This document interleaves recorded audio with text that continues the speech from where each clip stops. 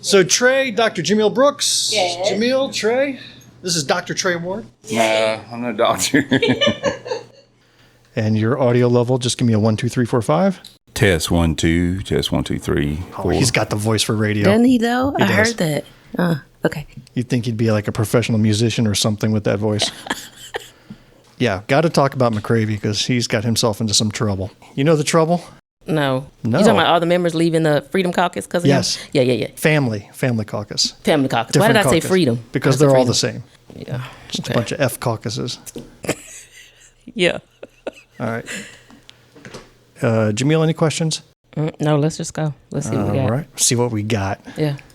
It always is a surprise for you every time you show up. It is. We're gonna You're like, what the today hell is in even store more today? so though. All right, here we go. 3, 2, 1.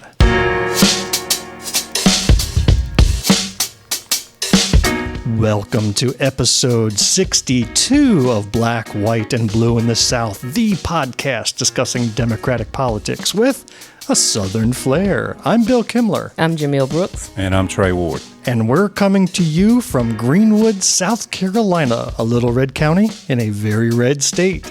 If you like what you hear and think others ought to be listening as well, then you need to hit the pause button right now and leave a little rating for our show. Write a little review. Tell your friends about us. Follow us on social media. Or better yet, let's make this song rise to number 1 in the bluegrass charts.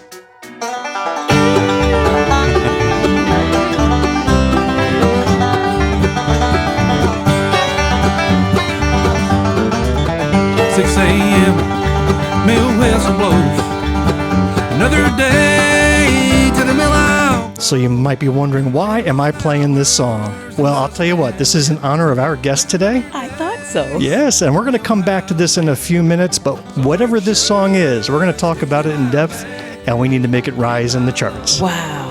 Just to let you know, Trey, I spent $1 to get that song legally. I'm sorry. I didn't go online. I didn't download it from a pirated site. Thank you. And so that $1 is going to go right to your banks Thank after you so it's much. split with Bandcamp and split with your band members. Thank you. So now Christmas is going to be rich for your Wait, family. how many band members are there? Well, there's not a band anymore. Oh, so you get to keep it all. Keep it all. And some years ago. Wonderful. Well, we'll share with you why we want this song to be number 1 in a little while. Okay. But in the meantime, let us know what you think about bluegrass music by dropping us a note at blackwhiteblueinthesouth@gmail.com. You can find us on... Jamil, have you got this list down yet? I don't, because you keep it growing for some reason. Well, you can find us on Facebook, YouTube, Instagram, TikTok, Threads, Mastodon, and Blue Sky. Well, I thought you would have added another one by now. No, I have not. Okay. I have not. We are still not going back to Twitter/X. No Ever. matter how much you want us to go back, we're not going back. Never. So check us out and look at those award-winning show notes in your little podcast app where you can find links to all of those accounts and more. Well, Jamil, welcome back. Yay. Welcome back. I can't believe the amazing things that have transpired since our last episode. Your sons have graduated. My daughter got married. Oh, God. And I would love to get into details about all of those things with you, but the reality is we're recording this before those things happened. So we can't tell you how it was, and we're going to just pretend like they happened at the moment. Great. In fact, there's a chance they didn't happen at all. They're going to happen. It's a possibility. You never know. You never know. So we record these episodes on Sunday afternoons after church. And this morning, Jamil, I have to share with you that our dear friend Oliver Danner delivered a guest sermon at my church. No way. As we honored graduates today, and he is a graduate. Yeah. And when I tell you he had the congregation moved wow. to tears. Oh, wow. That is not an exaggeration. In fact, I talked with him afterwards, and I said, listen, we've seen you speak before. In fact, before I get into that conversation, shall we play a little clip of him speaking before at one of our breakfast meetings? Okay, cool. We featured this speech back in episode 20, back in 2023. Wow. And he's only grown in his skills since. So let's take a listen to what he had to say back then. Okay. Doing some research on this,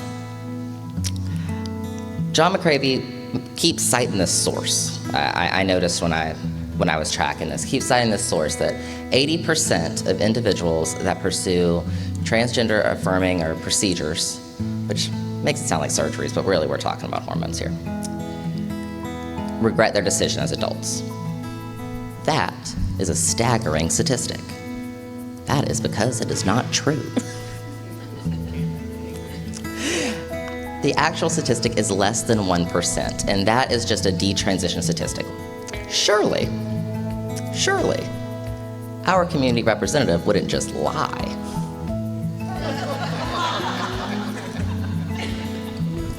So, I emailed John McCravey and I was like, hey, I'm a really I'm a really interested party.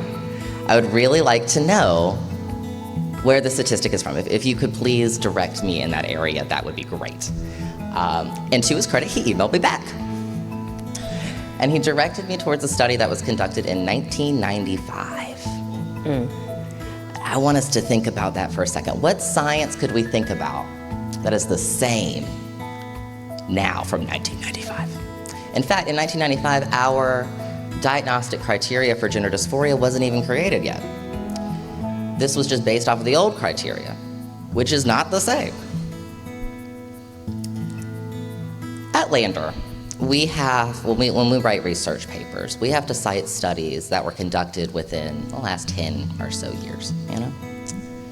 And, for example, Dr. Walk Up. If I cited a study from 1995, would you accept that? No. No, of course you would. Of course you wouldn't. And so why should we allow our state representatives to make such ill-defended claims that it would result in a failing grade for any local college student in his same district? So that was Oliver 2 years ago. Well done. It reminded me of something that a young person had said in college. They asked a professor if they could cite something. She wasn't sure because it was written way back in the late 1900s. I was like, where is my walker? I know, right? Let's dig my grave right now and lay down. Way back. Take that nap. But Oliver, as you can see, the age of 19, 2 years ago, Wow, just Oliver. a natural speaker. Wasn't Yeah. reading from notes, sitting in a chair, just talking conversationally. And he gave a sermon today because he's a member of my church that just talked about his experience there. And we'll provide a link to that in our show notes because you're going to have to see the sermon. Okay, great. Out of this world. But I talked to him afterwards and I said, listen, I know your speaking style is good, right? You're a natural at it. Mm-hmm. So I wasn't even wowed by that. The content of what he wrote, the substance of his message had everybody moved to tears. Wow, yeah, Amazing I gotta deep watch message this. for somebody who's only in his early 20s. Wow. I just anticipate great things for this young individual. Wow. So he's got the gift. That's not something you can train. Yeah. Something you're just born with.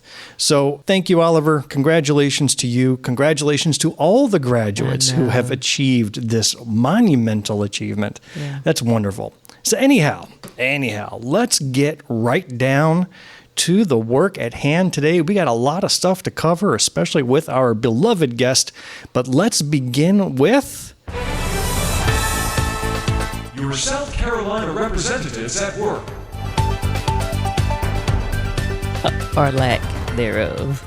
CJ, we're a professional outlet here. We're top-notch production, as you There can you see. go. Everything we can do, we do with free tools. In fact, Trey was chatting with me about what tools I use. He wanted to get into the trade. Oh, I think he wants to start a podcast. you should. You got a podcast in mind there, Trey? I don't think so. No. Anyhow, we only really have one subject to talk about today. What's that? And that is our representative here in Greenwood, local House Representative John McCravey, has gotten into the national news. Yeah. And not over anything that's good. So what has happened? Well, the headlines say activists push, the activist being a group that John McCravey is affiliated with, for a near total abortion ban leads to split among South Carolina Republicans. And this comes from the South Carolina Daily Gazette. Okay. We talk about John McCravey all the time, but I want to go back to the beginning of this year when John McCravey, who was part of the House Judiciary Committee, one of the most powerful committees. Correct. At the very beginning of the term, week number 2, Yeah. he decides to come out and say, I'm leaving the committee. I Yeah. resign. Yeah. It's like, what? Why would you give up a position on the most powerful lawmaking committee in the House of Representatives. And he wrote 3 different explanations, none of them correlated with each other, but basically he quit. He said that their priorities weren't the right priorities. He said that he was upset the Democrat got a leadership position on a subcommittee. Yeah. He was upset about this, different reasons. All right? Yeah, it didn't Anyhow, align with his conservative views. And the head of that committee, because I want you to remember this, is a guy named Weston Newton. Okay, yeah. Right? Weston Newton was who he had written that letter to. So, and it's like unheard of to leave a committee. You're assigned the committee, unheard of. Yeah. Fast forward to May. Another news article comes out. And this time, the co-chair and co-founder of the South Carolina Family Caucus. Yeah. All right, not to be confused with the Freedom Caucus. Because they both start with F's. Right. The Freedom Caucus I consider to be clowns in a car. The Family Caucus is the true ultra right wing. Yeah. Like they're pushing extreme legislation. It was a pretty big caucus, had 50 plus members in it. Yeah. So John McCravey founded that years ago along with Representative Davy Hyatt. And Davy Hyatt had been a representative for over 20 years. I mean, we're talking a long tenured, respected politician. So anyhow, news broke. Davy Hyatt decides to resign from that family caucus. Yeah. And for the co-founder to resign. Said something. Why did he resign? Well, news came out, and I want to make sure I quote this. Yes, please do. Because Hyatt, and I'm quoting the article here, Hyatt accused McCravey of making homophobic and anti-Semitic remarks about fellow legislators. Oh, Lord. Hyatt told the Post and Courier he resigned his membership partly over McCravey's offensive comments about 2 fellow legislators. Hyatt declined to say anything more, but Representative Weston Newton, remember I told you, hold a pinpoint on that name, told the Gazette that he directly heard the reference about Elliott. Now, Elliott is Representative Jason Elliott, Okay. Republican, and openly gay, Yeah. elected Republican. He was a House member, recently upgraded to a Senate, and Representative McCravey is claimed to have said that, in talking to Newton, that Newton appointed a gay and a Jew to serve as subcommittee chairs and was upset by that. Now, the gay would be Representative Elliott. The, quote, Jew would be Representative Spencer Wetmore, the only Jewish representative in all of the General Assembly. So making those comments, and by the way, Trey, would you be surprised to have heard those comments? Does that sound shocking to you? Yes, it does. Why so? Yeah, why? You mean that he would? That he would make it in, let's say it was a private conversation he made it in. It wasn't like he was up on the stage saying it. But do you think that that would jive? If you're asking me, am I surprised by his character? I mean, I do know him, and I've known him well. He's not a person that uses bad language or anything. He never has with me. So I was surprised. I would say it shocked a lot of people. When I heard that. And, of course, I didn't hear it firsthand, but I have heard from other people. I heard about it before it was in the newspaper from people that it was not in a source that was there when it happened. But Right. So when those comments came out, the co-founder of the Family Caucus, Davy Hyatt, departed. He left. It got worse because that weekend, subsequent, and that would have been Palm Sunday weekend, there was an activist group, Students for Life, that John McCravey's affiliated with, went to a lot of the representatives' home churches, and these are Republican representatives, and dropped literature on the windshields of the cars that are in the parking lot on Palm Sunday. I'm going to show you a picture of what one of those flyers looked like. Let's see if you can see this up on the screen.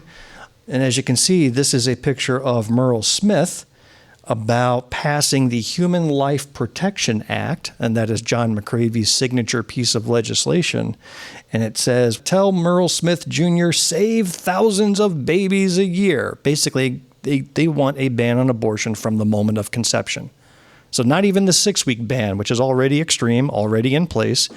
John McCravey wants to take it down to 0 days with no exceptions. except perhaps the life of the mother, but rape, incest, all those other exceptions are gone by the wayside. So this flyer went on the windshields of cars all throughout Republican legislators' districts. Guess what happened the next day? What? 29 members of the Family Caucus resigned in a group letter, and they were not happy because you don't attack their home churches, right? If somebody went and put flyers, you go to Morris Chapel. Maybe I shouldn't reveal that, but No, it's fine. Okay, good. If somebody went and started flyering all the church attendees' cars, there'd be some hell to pay, I think, afterwards. Yeah. You don't do that. That's kind of like off bounds.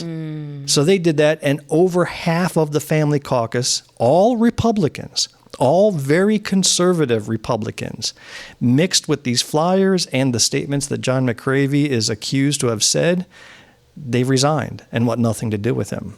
So do you think that, and Trey, you might be able to add to this because I've never been conservative, so I don't know this. I don't know how to respond to this. But do you think that those that have conservative values are a little frustrated that maybe conservative is being mixed with such a strong flavor of hate now in distributing the message?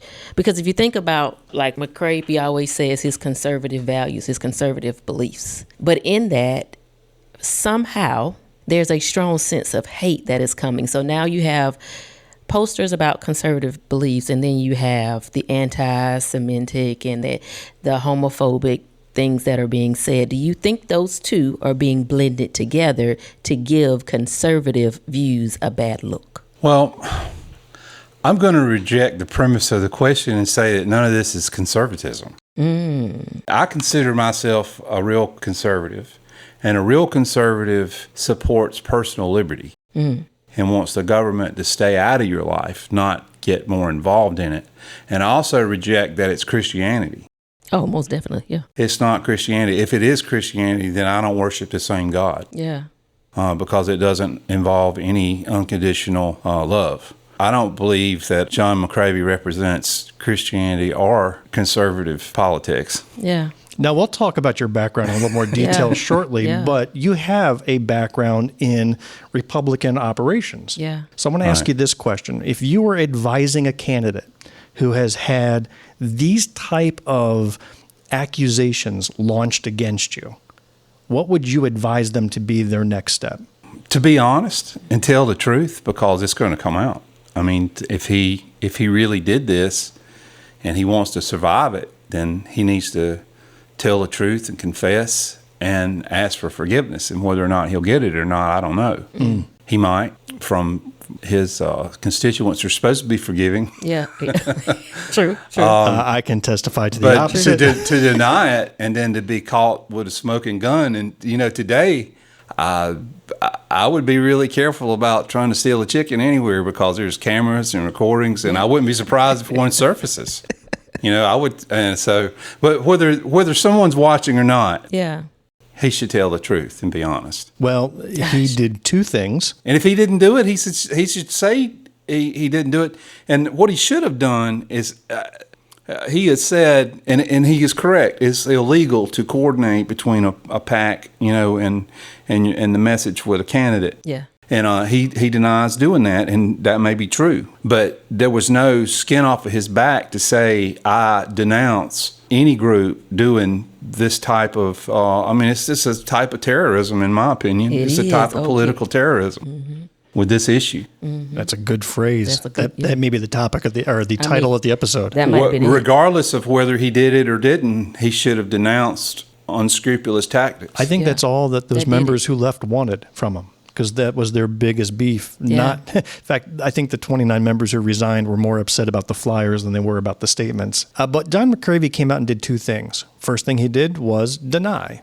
Okay, that's the Trump way to do things. You deny anything, even in the face of evidence and credible testimony. I mean, again, we're not talking about a Democrat making these claims. We're talking about two senior members of the South Carolina Republican House. These are leaders who have combined between them 20 plus years or 40 plus years of experience in the House, suddenly coming out for no reason at all. I mean, come on. I don't think there's a suddenly. I think this was a point of escalation. So if you think about somebody like Davey Hyatt, the co-founder, it wasn't these two comments that triggered him to say, I'm done. there was an escalation up to this point. So there were many things, and this was the final straw that probably broke the camel's back. And so my question becomes, why do we let it escalate this much? Like, you've seen and you've heard, and you've probably been privy to a lot of closed door conversations where there were things that made you feel a tad bit uncomfortable the whole time.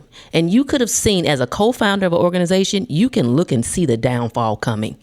So why not jump out sooner? Why wait on, as we say, these 2 comments? There was so much more, and no one tapped this dude on his shoulder and said, hey, we got to redirect ourselves or something. Well, I agree. So McCravy did 2 things. The first thing he did was deny, and he came out with a Facebook post. I'm actually going to play an audio clip of, and this is an AI-generated voice. So this That's is our not disclaimer right there. John McCravy. This is not his voice. I don't have his voice. He just wrote this, but I don't want to read it out loud. Correct. I would rather you hear it.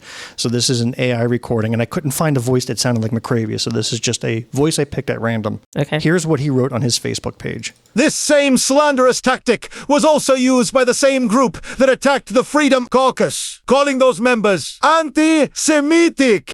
The objective record shows I am wholeheartedly supportive of the Jewish people. Even introduced a resolution supporting Israel and the Jewish people last year on the floor of the House. So 2 things I noted from that. One, he mentioned nothing about being upset about a gay being appointed to a leadership committee. So he didn't even reference that. So I can only assume that he's accepting of using that slur. And then secondly, he says he's pro-Jewish by doing a pro-Israel stance, supporting Israel. Yeah. As if the Jewish religion is only defined by the government of the state of Israel. Yeah. And that is kind of the trope that we hear. It's like, I have a black friend. Yeah, You know? that's what it is. And the whole time he's speaking, that's what went in my mind. Like, okay, he's the one that said, I got one black friend. That's one thing you do is deny. You know what the second thing you do is? You be a victim. Well, yes, you be a victim. And what do you do with that victimhood? What do you do? You fundraise off of it. Oh, you lying. So I got this mailer in my mailbox, since I live in that district. Came from the office of John McCravy for House. And in it, it says dark money backroom deals with a sketchy black and white stock photo of some people behind, in a room, darkened room. You can see their shadows shaking hands. And the tagline says, "The Columbia Swamp is attacking our Republican state representative, John McCravy." The Columbia Swamp. As if it isn't a supermajority of Republicans already, he's going to call it a swamp, right? Well, the backside of it says this.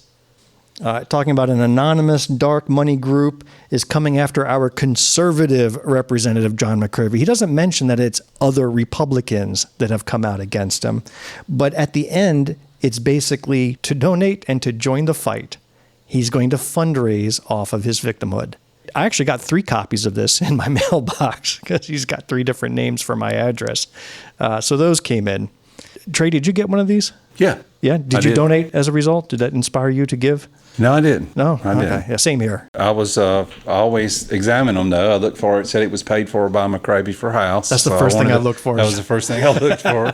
And I didn't. Back in the old days, I would have looked at the permit number and found out who mailed it. But I didn't do that. Defending the right to life, but I don't see any mention of defending the right to sustain life. Mm-hmm. Opposing building casinos in our backyard. Okay. And then this last one, keeping men out of girls' locker room. Oh, the standard trope they always pull out. They know the taglines that will make people speak. But are we talking about, because regardless, the way things look, regardless conservative, if you're Republican, you're Democrat. If you're fighting for the right issues, you're fighting for the right issues, in my opinion. And so if you are going to fundraise off things that impact society in South Carolina. And if you're looking at a percentage, keeping men out of girls' locker room should not be in the top 10. But you got poverty, you got educational development needs, you have education shortfalls based off the budget. You know what, Jamil? You should run for office. I like your message. Yeah. Well, this kind of crap really pisses me off because we have so many other things that we need to fight for in South Carolina, and that ain't it.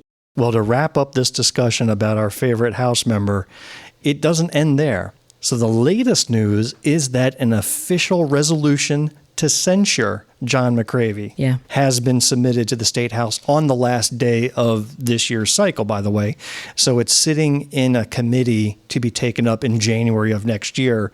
But the censure came from two representatives, Representative Jermaine Johnson Yeah. and Representative Hamilton Grant. Yeah. Both men who said the following. They wanted to formally censure Representative John McCravey III for statements made in violation of Rule 3.6, Rules of the House of Representatives, regarding decorum and under the authority of Section 12, Article 3 of the Constitution of the State of South Carolina in 1895. So he's violated some things, and basically what they're after are Representative McCravy's statements regarding other members that were anti-Semitic, racist, and sexist, and wholly unacceptable, and that he has brought dishonor to himself, the state of South Carolina, to its citizens, and therefore it is appropriate that he be censured by the body. So this has been submitted to the House Ethics Committee, and that is a committee I will be watching very closely. Do know you you think this will. will go anywhere? Yeah, nah. Nah, I don't think so. I No. think the chances are zero. Would you I agree? don't know. They got the majority leader and the speaker involved in the resignations from the committee. I think it's all interesting. Well, this censure specifically calls out his statements, does not mention the flyers on the cars, which is what I think actually made them all mad. Yeah. Now, if he's just saying slurs and criticizing people for who they are, I think they're fine with that. I Yeah, don't that's think they'll bring that's that going to up. be a freedom of speech type thing Right. to protect him. I think it's going to slide with him not being touched. I think the biggest impact was having it filed. And I think that's going to draw up the attention and get the conversation It'll going. be interesting to see. But to come back together, It certainly gives fodder to anybody who decides to run against them. You know, there's this whole tray of material that could be used, Yeah. and the censure just piles onto that plate. okay, so we'll be watching. I encourage him. I Yeah. encourage him to censor him. Yeah. That's the sound we make when we're ready to move on to the next topic. So the next topic is our guest, a well-known person here in Greenwood County, South Carolina, a gentleman that I've known since around 2018 when I first heard of him, and we'll talk about why. We welcome to Black, White, and Blue in the South, Mr. Trey Ward. Welcome. Yay. Thank you. Welcome, welcome. Glad to be here. Jamil, Why did you do that? I did that not. eye roll was unacceptable. So Trey, that sound was my eye roll because Bill makes me roll my eyes so much. That was inappropriate and unacceptable, and I think you owe our guest an apology. I would not. All right, Trey. So tell us a little bit about yourself and why I might have invited you on this show. You're probably wondering that yourself. Oh, well, I don't really feel like I'm very important. I don't think I'm famous. I didn't say you or were anything. important. I said you were well known. Those are two Well, different things. I don't know. I might be hated in a lot of. I'm probably disliked by more people than I'm liked by. But Well, I can tell you that Bill is a fan of Trey Ward. well, Okay, so thank you. Oh, yeah. That makes one. Yeah, but don't say anything today that'll make me leave that caucus. I'm right now the only member of the Trey Ward I'll caucus. fix him. Wait till the end. okay. Well, I mean, you're a small business owner, Right. right? Right. And what kind of business are you in? Well, I'm basically a painter. Not an artistic painter, but a building, facilities. Yeah, we do. We can paint your bathroom or gazebo, or we can, paint your battleship or your. Oh, that's cool. What's the biggest job you've had? Have you actually done a battleship? No, maybe the train, Oh, that's or cool. this building here is pretty big that we're is. sitting in. A 6-story building. Right. So that cobblestone parking lot that's been blocked off, it's because Yes. his Oh, company's that's busy you- that's you renovating the blocking paint. It's his fault. It's all his Yeah, we crap. do a lot of specialties type things. Wow, that's But cool. he's painted at my wife's company, big facility here in Yeah. Greenwood, pharmaceuticals. He's taken on large jobs, taken on bathroom jobs, Oh, right? cool. He does it all. Yeah. And it's a family business. Your son's in it too, correct? Right. He's that's amazing. the fourth. I'm John Ward the third. He's the fourth. Okay. Did you know I'm a fourth as well in my Really? family? I didn't know that. I'm a William Kindler the fourth, and my Yes. son is a fifth. Wow. Well, it's up to my son to carry right. the tradition, but he's the fourth. He'll be the fourth John Ward to run the company. So, Oh, wow, that's amazing. Oh, I didn't realize that it went even further back yeah. before well, you. really, my dad started it with when my grandfather came home from World War II. He was at the Battle of the Bulge, and he came home from World War II, and he had a 7th grade education, and he started working in the mill. And of course, our lineage is Lintheads, and that's why they call mill workers Yeah. around here. I'm sorry, lint heads? Lintheads, Yeah. just from the lint in the air, and it gets in Oh, your wow. hair. Yeah. Gets in your hair. in your lungs and everything else. But anyway, my grandfather came home and went to work in the mill and started doing carpenter work and painting houses on the side. And that's where our family business came from. Well, actually, that transitions to the next big aspect of your life. In addition to being a working man and a business owner, you're a musician, and quite an accomplished one at that. Some people say. Yeah. Well, listen, I've seen you. I'm no professional, but I will qualify you as a musician. I've seen you perform live. Well, thank you. So talk about that musicianship. What do you play? What are the bands you're in? What kind of music is it? I guess music has just been a lifelong thing. Maybe when I was young, I thought maybe I was going to make a living doing it, but that didn't pan out. Or really, me and my wife were talking the other day. I didn't give up my dream of music. You know, I chose to take care of my family and be a regular working guy, because most people that, if you do make it in the music business, you got to wreck your family and your health and everything else. Wreck everything except, put that first. And I wasn't willing to do that. So that's why you turned down the offer by Pearl Jam to join them back in the day? Well, I never had any offers like that. But okay. I'm going to write a novel one day, or not a novel, a biography of, I call Near Misses, about my life. Okay. how I almost made it. I think that would be interesting. We'll have to have you back. I almost made it 10 times. Almost invite you back. How about that? But you brought up an interesting topic that kind of blends what you were saying before about the family business and your musical career. You talked about the mill, and that was your father or grandfather worked at the mill, which wouldn't. Right. Well, my mother and father too. I grew up right here, a block or so from here. Oh, so okay. Tell our listeners a little bit about the history of Greenwood and the mills. I know you're deep into that subject, but for somebody who may not be from here, what's that all about? Well, I was born in 1967, and this building that we sit in was Greenwood Mills' headquarters. I think they also had a headquarters in New York, maybe New York City. There was maybe 12 cotton mills here in Greenwood County. Greenwood Mills had mills in other places, but there were 12 cotton mills here, and most everybody, if you had a job, you worked in some way. If you didn't work for the mill, you worked for the hardware store, or you worked for the laundry, or all those places were all in support of the mill. Was all supported by the mill, and we all lived in mill villages. I lived in a little mill village about 2 blocks from here on Merriman Street. It was a great life, Yeah, those one company towns can be great when the company's great, but then as the business deteriorates or transitions over the time, and you can still see remnants of the mills all over the place. There are some ghost buildings. Yeah. So you wrote a song that I want to play here with your permission. Yeah. Obviously, I don't want to get in trouble with your revenue stream. Now, the streaming rate is 0.00004.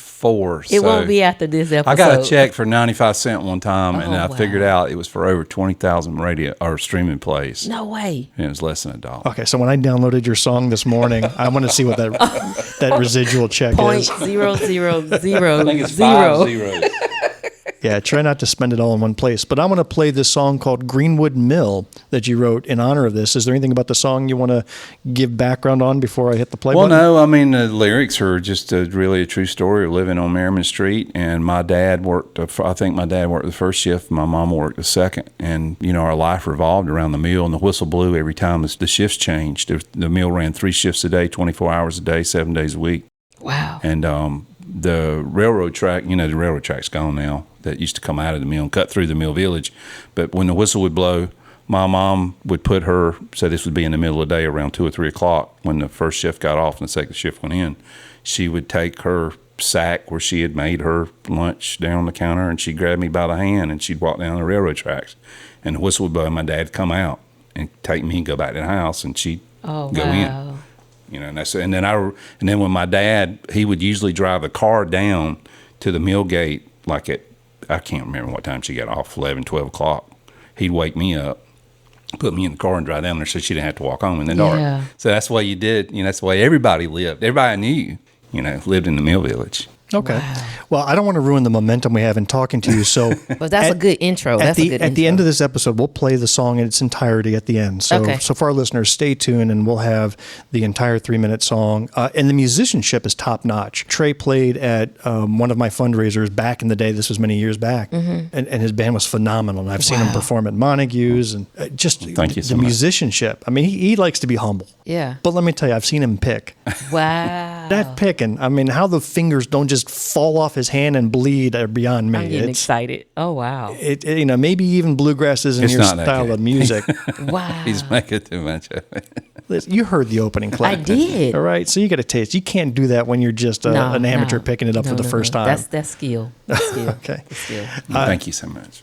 Wow. The way I got to be introduced to Trey, and this goes back to 2017, 2018, just as I was getting started paying attention to local politics. Okay. This was, again, soon after the Trump election of November 2016, and those subsequent years were just turmoil for the country. Yeah. Turmoil that we've unfortunately revisited. Lord. But Trey made the headlines in 2018 over a little effort that he took, which wasn't a political effort by any stretch of the imagination. This wasn't partisan.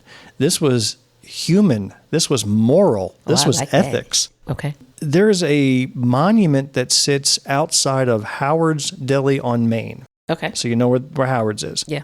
And there is a monument that is dedicated to the veterans of, I believe, both World War I and II. Both World Wars. Both 1 and World 2. Wars. And also Korea and Vietnam now. Okay. But it was originally just the World Wars. And on the plaque of this monument were the names of Greenwood residents who had lost their lives in both of those wars. Okay. But I remember when I first moved to Greenwood years ago, and it was like 2012, 2013, seeing that monument and going, whoa. Like I saw something about that monument that gave me the same whoa as seeing a Confederate flag flying in somebody's yard. Okay. What is it that I had noticed about that plaque, Trey? That the valor of dead black soldiers was identified as colored. Right. That it was a segregated plaque. So they had the colored soldiers who lost their lives separate from the rest of the soldiers who lost their lives. Were you aware of this? I was not. Yeah. I was not. And I don't know how long that monument had been there. Do you have any idea? Strom Thurmond, I think, dedicated it in 1949. Okay. I might not have. He was the governor. Okay. In 40, he was elected governor in 48. You mean senator or governor? He was governor. I didn't know in Strom 19 Thurmond was governor. Oh, Wow. man. He was everything. Okay. And that he was. He was everything. I just knew him as the senator. He was elected governor in And that he 48. was. Okay. And, And 48, my God. Ancient. yeah, well, not at the age 48. I think it might have been in his 50s. I can't remember, but he was elected governor in 1948. Right, that's what I meant. 1948 Okay, is I'm forever sorry. ago. I'm sorry. I mean, the guy lived to be 192. I mean, Yeah. that is ancient. So this plaque, for many decades, even up until the year of our Lord, 2018, was a segregated plaque. And people would just walk by it. Some may shake their head. Others just chose not to see it. But Trey did not choose not to see it. He decided to act. So talk about the genesis of the idea that you had and how it came about. I want to hear you tell that story. Well, to start with, I'd like to quote the former representative that held House District 13 seat, Gene Pinson, before John McCravey did. And when Gene first heard about this in the news, he called me up and he said, "Son, I'm glad somebody knows we got a monument." Exactly. Because, he's a member of the American Legion that actually owned it, so he was been involved in this for a long time. And, he said, "I'm just glad somebody knows we got a war monument." But anyway, the reason or what really brought this to me or put this on my heart was I really think it was probably when Obama was running for president in 2007 and he came here. And the world has changed since then. And when I used to be young and in politics and would see the president move or vice president or just see a candidate move, and the press corps that used to follow them, I don't know how it's done now because there wasn't the streaming and the video that there is now. But there were buses, chartered buses that followed candidates wherever they go, and a candidate would stop and get out of his car, and there'd be 2 busloads of reporters, following them. And that was the case with Obama coming here. I think that might have been the famous time when Edith and came up with the chant. But anyway, a part of that was national media coming to Greenwood, and what they did was they went down and wrote a story about the monument, because every time we got national media here, the first thing they did was they went down and wrote about the monument on Main Street that had colored on it. Mm-hmm. So it was to me it was an eyesore. Now I know people. I have a friend who I haven't seen in years, Lois Mafuka. She was her father was actually from Africa. He was one of my professors at Atlanta. He was a history professor, Dr. Mafuka. Yeah. She was for leaving it up. You know, she's black. She's authentically African. Yeah, she is. And she was for leaving it up and said, no, we need to leave it. We need everybody to be able to remember what it was like. But to me, it was a black eye to my hometown because the media wrote the story about the town that had the dead black soldiers listed as colored. Yeah. And to me, that was unacceptable. And so what did you do to address that? You complained, you wrote letters to the editor, you posted about it on Facebook. What did you do? I'm more of a spider and like to work in stealth. Okay. But they had the plates. I knew that the married race, the mayor then, Reverend Adams, had there was a whole campaign and everything to change the plates, and there was a lawsuit over it. And of course, the money was raised for the plates, and they were made, and So there was an idea to replace the plates with a non-segregated version of those names. And they were made and then stored. And so you had the support of the mayor. You had the support of some townspeople, so what was the problem? Why didn't he just do it? Well, there was a lawsuit to stop it from being changed because of the Heritage Act, which had been passed. I'm not an expert on the Heritage Act, but it had been passed. You know, when they took the Confederate flag off the dome, they moved the Confederate flag to the monument right there on Gervais Street, where Gervais and Maine T-bone right there in front of the courthouse. They moved the Confederate flag, battle flag, to that monument. And that was and the compromise was the Heritage Act, and that you couldn't change anymore. We'll take it off the dome, but you can't change any more monuments. So for those listening to us who are not from South Carolina, we're a state that has to compromise on racism. Yeah. Right? So what he's talking about was there used to be a Confederate flag that flew on top of the dome of the state capitol. Right. It was put up to commemorate the 100-year anniversary of the firing of Fort Sumter, which would have been in the 1960s. And it just never came down. Some legislators, I can't remember their names, but there were some people who kept it up. Who it was put up just to commemorate that. It was only, I don't know if maybe it was only supposed to stay up for that month or something, but there were some legislators that wanted to keep it. And I was mistaken. It was the shooting at Mother Emanuel AME Church. That shooting that killed the 9 black church members that finally got that flag, I think, taken down. They sat there and did it. But the compromise, like you said, was in order to take that flag down and move it somewhere else, we're going to institutionalize racist monuments and say you are forbidden from altering or editing any state-owned monuments throughout the state without the 2/3 approval of the state assembly. Yeah. Right. 2/3 approval. Supermajority have to approve of the change. And of course, the makeup of the General Assembly wouldn't allow it. And the other compromise I was referring to goes back to when South Carolina enacted Martin Luther King Day and recognized it. Do you remember how they had to compromise to get that? What did we have to give up in order to be able to recognize MLK Day? What did we give up? We had to also recognize Confederate Memorial Day. We sure did. Right? The two came together. It's like, all right, we'll give you MLK Day, but we're also going to make optional the ability to recognize When I used to work for the governor's office, you had the option. Yeah. You could either take Confederate Memorial Day. I hope I'm not just saying things. I think you could take Confederate Memorial Day or Robert E. Lee's birthday. I thought the two aligned. I thought the two are the same. I think the two are the same. Or maybe you're right. Yeah. Maybe that's maybe I'm a little bit confused. That's when they made it, was to commemorate Robert E. Lee's birthday, because he is such a hero. Maybe you're right. Yeah, maybe I'm wrong. So, good gracious. So a lot of compromise. So Trey, here is the Heritage Act, which forbids the alteration of historic monuments located on public property in South Carolina. What gave you the comfort that you were just going to go be a spider and replace those plaques in defiance of the Heritage Act? Well, there was nothing comfortable about it. I worried about it. I mean, I took a calculated risk that, the court would rule it was private property. I didn't really know who would prosecute it. I didn't know if it would be something local. When we changed the monument, I went home that night and I told my wife, I said, well, first of all, nobody knew I did it because I did it in stealth. And nobody even knew it happened. People walking by didn't know what were happening. Didn't know what was happening when I did it. But when I went home that day, I told my wife, I said, I don't know when they figure it out. I mean, is the sheriff's department going to come kick the door down, or is the sled going to come get me? I mean, I don't know what's going to happen. I didn't know what was going to happen. I did talk to Rock Wise. Yeah, we know Rock. He's a former guest on our show. Everybody knows him. He's a really good attorney. He felt like I was okay. And then I'm not an expert on legal matters, but the Attorney General and the Speaker of the House, I think, Speaker of the House of Representatives, went to court, I guess, against the city of Greenwood. There's probably somebody better qualified to come and explain the court case, but basically, I guess they ruled that because, and I wasn't a party to any of it, that there was really nothing that they could do, and that it had been changed, and it was nothing anybody could do about it. Here's what Trey said on record. This is what he was quoted in the paper as saying back in 2018. He says, "I don't want to get arrested, but if they arrest me, I'm not going to let anybody bail me out. I'm going to stay in jail forever." That's deep. Family man, family provider, willing to give all that up for the monument, to do what's right. For what's right. Well, what I meant by that was I was going to cost No, them no, more. no, I was too going to late. make it cost them more than as much as I could.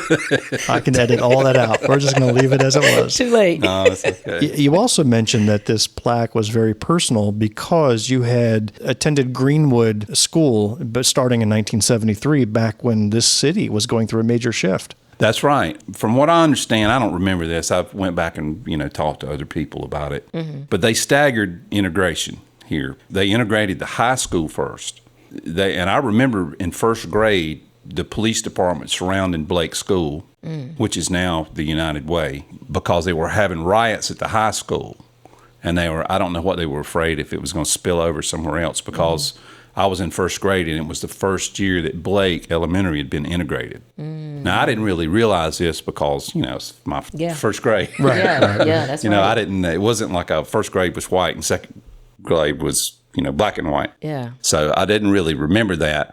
But also, people that I went to school with, I was born at Self Memorial, but where the old Brewer School Correct. is over there, it's the old Brewer. It's Gleams now. That's the Brewer Hospital. Yeah. So any black person that's 58 years old was born there. Yeah. I had met the In the doctor Brewer who had delivered Hospital, all where those they didn't babies. have an X-ray machine, or they didn't have all the things. I remember Dr. Klauber here, who was a radiologist, who was a great man.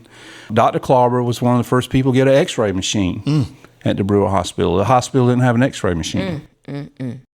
So I'm sorry, I didn't mean to get off on that tangent. No, but that's good. That's historical context. So I you think said it it was supports personal it. because you Yeah. grew up in that history, and while you may not have remembered those first years, it's been a part of your life. Yeah. As you grew up, this integration. It makes me angry, I guess, that people that maybe we're not doing a good job of. Just a little while ago, our main street, there are restaurants you couldn't have gone in and ate. Those soldiers coming home on a bus couldn't have gone to the bathroom That's or couldn't have right. gone and ate in a restaurant.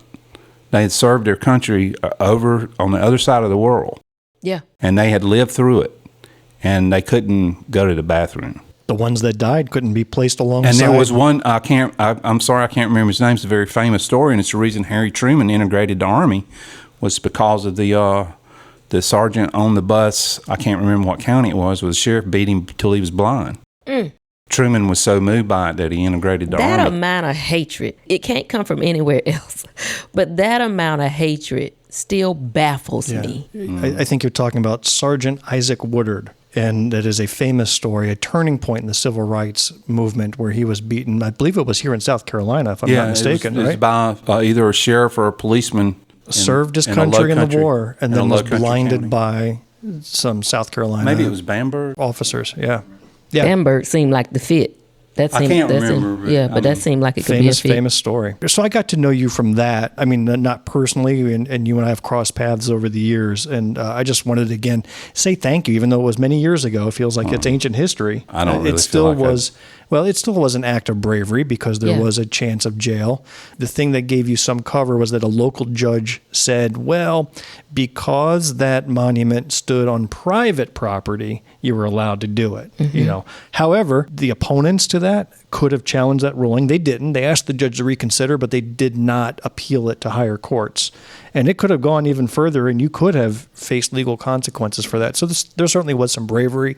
And like he said, there's a bravery of those that stand up and run for office or go to picket lines and protest or do things that are public facing. But then there are the spiders who work in the background doing brave things. Now, Trey did not do this for recognition. He didn't bring the press along when you did this, did you? You didn't have I don't a ton remember. of press. I didn't say anything about it. Now, I don't have any social media or anything now, but then I did, and I was actually on social, very active on social media but I didn't say anything about it. And it was kind of a game. I didn't plan it this way, but I actually did it on D-Day, June the 6th. I didn't say I'm going to do this on D-Day. It just worked out. You know, when I was there, you know, at daylight, waiting on the sun to come up. Right. And I actually got a parking ticket while I was doing it. See, he did And sacrifice. you know what I did? I said, there is no way I'm going to let. I took it off my windshield right then when it happened. The reason I got it was because I had my truck turned around backwards in the parking space so I could load the plates that I took off into the back of the truck. And I got Whatever happened to the original plates? The original plates belonged to the court ruled that they belonged to the American Legion. And the American Legion instructed me to take them to the Veterans Museum. So I drove to the Veterans Museum and I knocked on the back door. And when the lady opened it, we took them in and leaned them up against the wall in the hallway. And I said, the American Legion says, these belong to you. And she realized what it was, and I think she got a little bit angry. Is that the museum here in Greenwood? Yeah. Okay. The Veterans Museum. So can we go there and see them? I don't know if they displayed them or what they did, but we didn't hang around to find out what anybody thought. We left. Oh, how about that? So we left the original plates with them. So I want to wrap up with a final topic, and this came from one of the quotes in the articles. You were quoted as saying, I used to be the biggest Confederate flag supporter there ever was, and I've kind of come to disagree with that. Now, I don't want to talk about the Confederate flag specifically, unless you do, but more of the evolution of your political beliefs. I mean, born and raised in the South, you can hear it in your voice, you can hear it in your experience with the mill and everything else. But the Trey Ward that's sitting in front of us today is quite different than the Trey Ward of 20, 30 years ago. So maybe share a little bit about how your political thoughts have evolved. The last thing I would call you is a full-out Democrat. I mean, that's not what I'm hearing from you at all. Yeah. But I do hear an evolution and a concern about where some of the politics have gone today. In fact, you were very active in Republican politics. Let's start with that. Yeah, I have a degree in political science, and I came along in the Reagan era in that late 70s, early 80s. I guess really I became of age. I think I registered to vote in 85, so the first person I remember voting for was Carol Campbell for governor. But yeah, in the 80s, I guess I wasn't a paid staffer on the Bush campaign in 88, but I was a part of it because I was a college Republican chapter president, and I was one of the most active ones in this. I think I was one of the most active ones in the state. And so I attracted a lot of attention with the Bush campaign in 88, and I got to know a lot of people. From there, I probably worked on Ray Haskett. You know, from Reconstruction until 1994, the 3rd District had always been dominated by Democrats. There'd never been a Republican until Lindsey Graham won in 94. So as a Republican, a young Republican, I was always involved, being that I lived in the center of the district, involved in that. And I think I worked on a campaign for Ray Haskett, who was a real estate agent from Pickens. Of course, he lost. So when you say you worked on a campaign, does that mean you were a campaign manager, paid staff, or you just volunteered? Yeah, paid staff. That was probably one of my first paid staff jobs. Interesting. I was a paid staffer on that race. And now going into political science and coming out of that with that degree, was that the career you had anticipated for yourself? Well, I thought I was going to, yes, and I was going to go to law school. That was my original plan. But my father got sick. He had really bad diabetes, and he went one piece at a time, literally. Lost both his legs eventually. But like me, we had a traditional family structure. My dad worked and Mama cooked and prayed. And so he, when he got sick and couldn't work, I didn't know that it was going to be permanent, but I came home. I quit my job at the governor's office. I was working for Carol Campbell.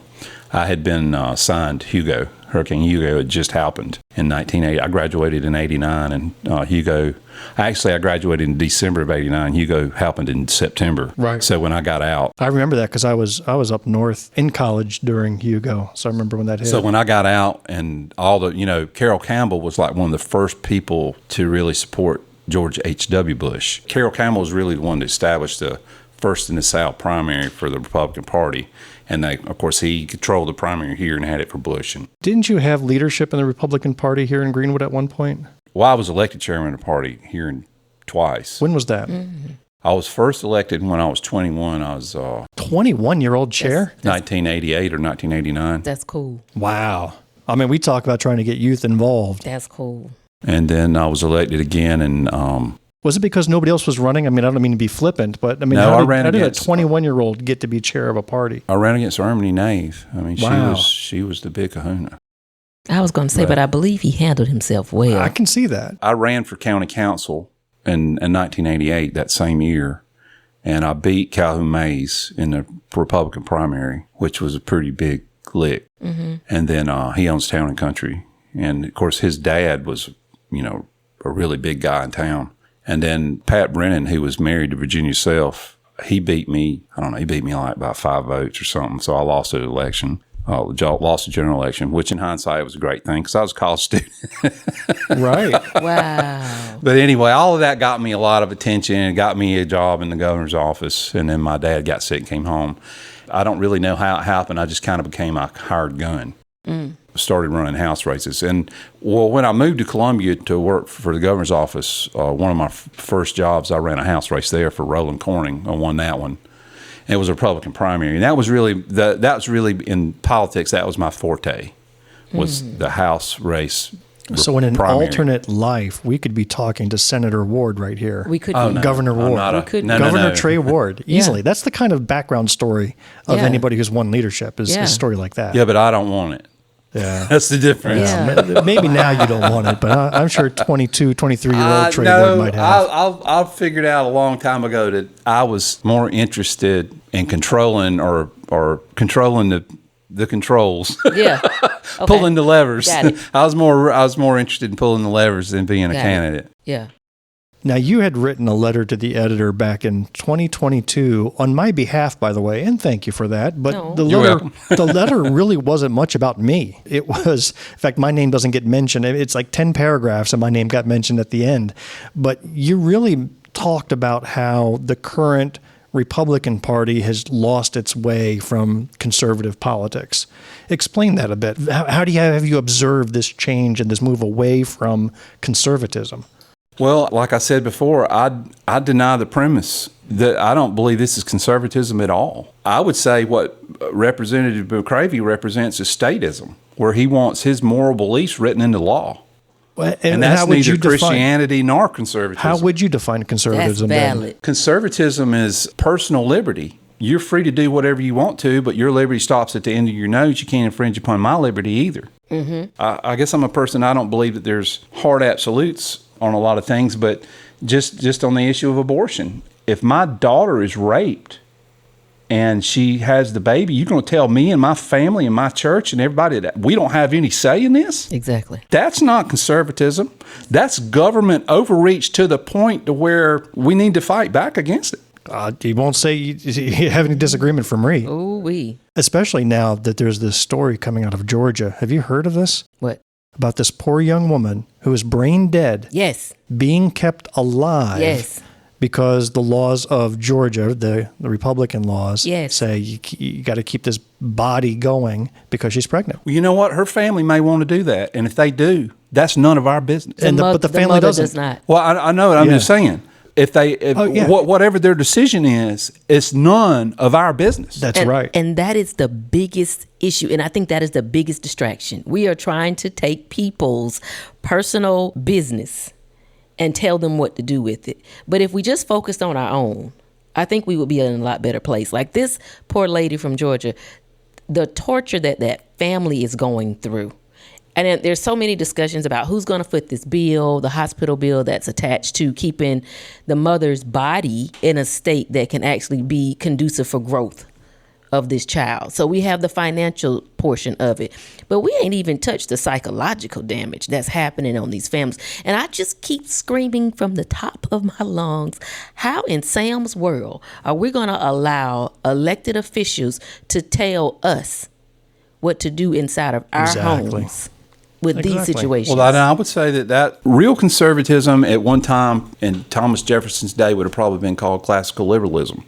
Okay. But personal liberty and physical restraint would be the hallmarks of conservatism. And also, if you want to go back even to Edmund Burke, which is probably a little bit more social, but Burke conservatism was, let's keep the old parts of things that work well. It didn't mean keep slavery. Yeah. Or it meant keep the parts of society that works well. So I just think what we're calling conservatism has just been turned on its head. It's not conservatism at all.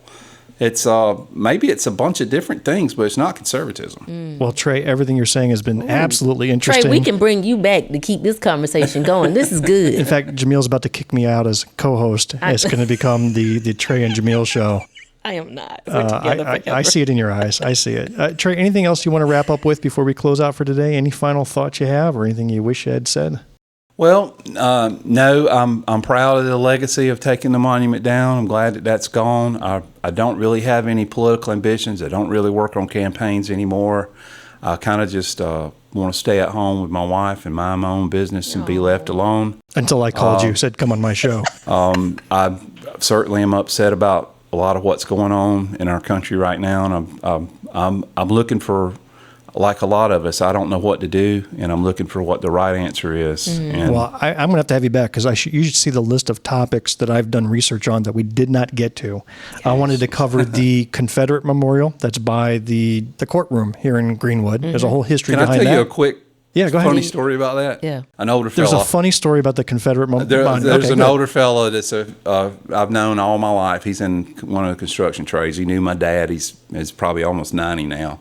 But I saw him not too long ago, and he said, I was in a hamburger joint in Hodges or somewhere, eating a hamburger, and I heard these people in the other booth over here saying that they had heard that Trey Ward was going to pull the Confederate monument down one night with his truck or something. And he is an older fella, and I don't know if he heard it right. And I said, no, sir. I haven't made any such threat, and I don't know what you're talking about. Well, but Jamil, I did all this research, so we're going to have to talk about it on a later episode. I would love for Trey to come I back. wanted to talk about immigration because I know you have a very immigrant-friendly business. I'm in the construction business, and Yeah. the construction business could not grow. So we actually have another hour of conversation left in you. So if you're ever up to it or feel the urge, you definitely got to come back. Yeah. You let me know when. Definitely come back. Yeah, definitely. Oh, wow. One of my favorite guests already.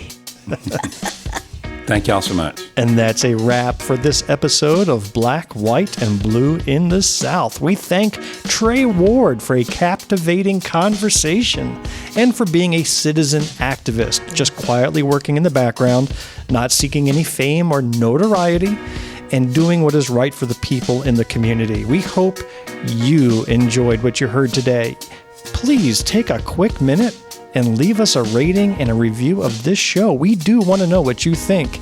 See, if you do, it'll help uncover and expose more controversial statements made by John McCravey, including disparaging remarks made against both the Clemson Tigers and South Carolina Gamecocks, and how he thinks that Chick-fil-A should be open on Sundays to serve the church people. I may have made up all of those things, but you never know. You never know what could be uncovered in this world of recording. If you are a blue dot in a red sea, keep the faith, keep up the hard work. Change only happens over the course of many years of work and dedication. To close out our episode, I provide this quote. And Jamil, you're going to have to guess who this quote is from. Okay. Famous person in history. Quote, I have never been what you would call just an integrationist.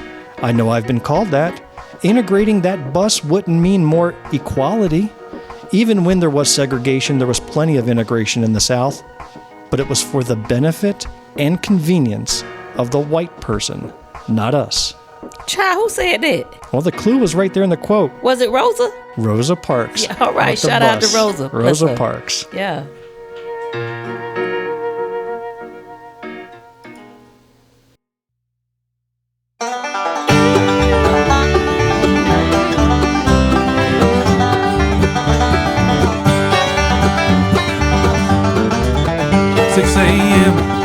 Mill whistle blows.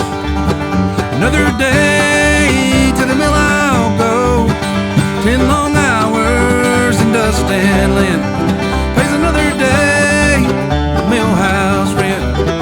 So work sure sticks to my back. Eat my lunch.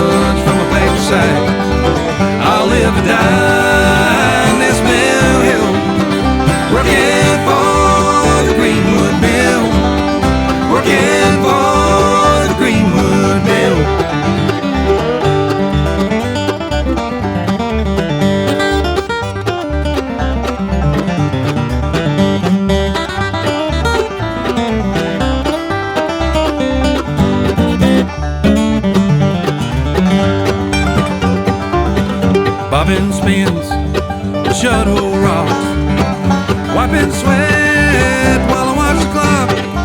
6 days a week with no time off. Gotta spin the yarn, gotta weave the cloth. So work shirt sticks to my back. Eat my lunch from a paper sack. I live and die on this mill hill, working for the Greenwood Mill, working for the Greenwood Mill.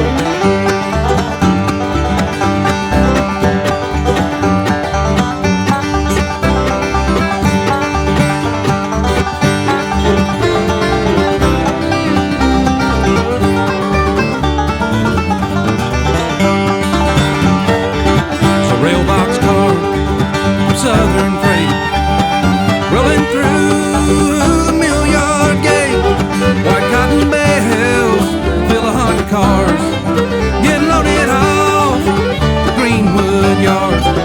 So I work shirt sticks to my back, eat my lunch from a paper sack.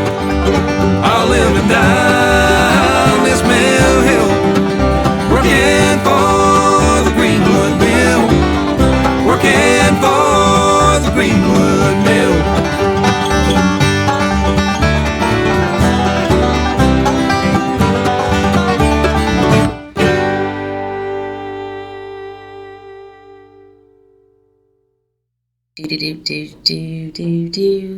The end. The preceding podcast is solely owned by its host or hosts and is distributed by Big Media LLC. Copyright 2025, all rights reserved.